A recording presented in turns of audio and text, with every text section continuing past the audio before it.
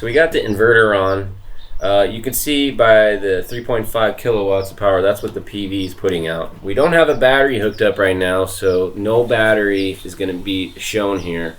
And then we have the meter connected to the service panel, so we can see that it's outputting 3.3 kilowatts of power.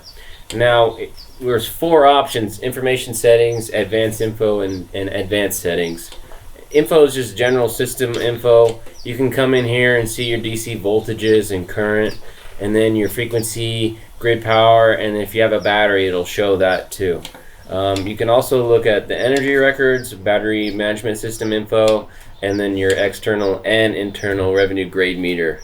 So here you can just see all of this info for the internal and external meters, which is excellent to have.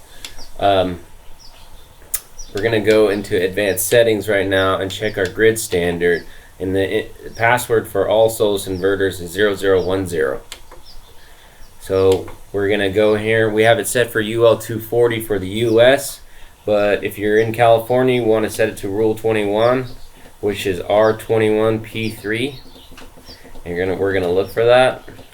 So R21P3 and 240 volts with A for arc fault enabled.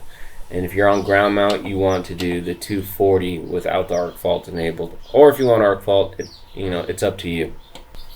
And then if you're in Hawaii, you want to set your backflow power to 0. We're not in Hawaii now, so we're going to set it to the max of the inverter output, which is 10 kilowatts.